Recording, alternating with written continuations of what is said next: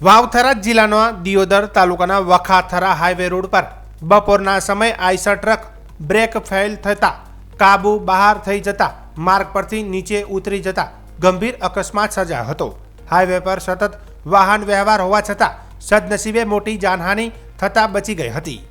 મળતી માહિતી અનુસાર મહેસાણાથી વાયા રાધનપુર ઈસરવા રોડ તરફથી દિયોદર તરફ આવી રહેલ GJ27X 8986 નંબરનો કલર ભરેલો આઈસર ટ્રક અચાનક બ્રેક ફેલ થતાં બેકાબૂ થઈ ગયું હતું।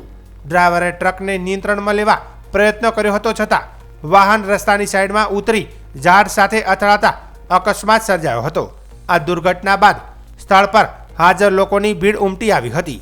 ઘટનાની જાણકારી મળતા જ દિયોદર 108 એમ્બ્યુલન્સ તાત્કાલિક સ્થળે દોડી આવી ટ્રક ડ્રાઈવરનો સુરક્ષિત બચાવ કરવામાં આવ્યો હતો।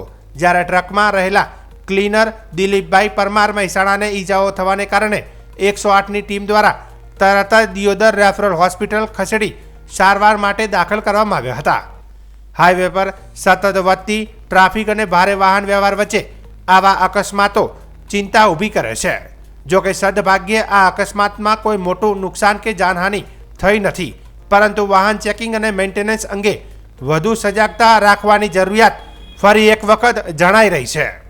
से नहीं, ये घटना में जो अपने राधनपुर से आ रहा था दियोदर के लिए, तो वहाँ पे जो टर्निंग है, टर्निंग पे जो ब्रेक मेरे फेल हो गए थे। बिल्कुल फेल होने के कारण मैंने बचाव किया, टर्न लगाया तो टर्न मारते के साथ ही गाड़ी का सीधा सीधा पेड़ में जाकर अथड़ा गई।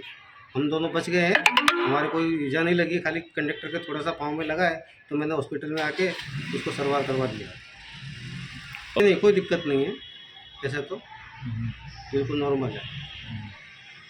अपने दियोदर में जो हॉस्पिटल है, यहाँ पे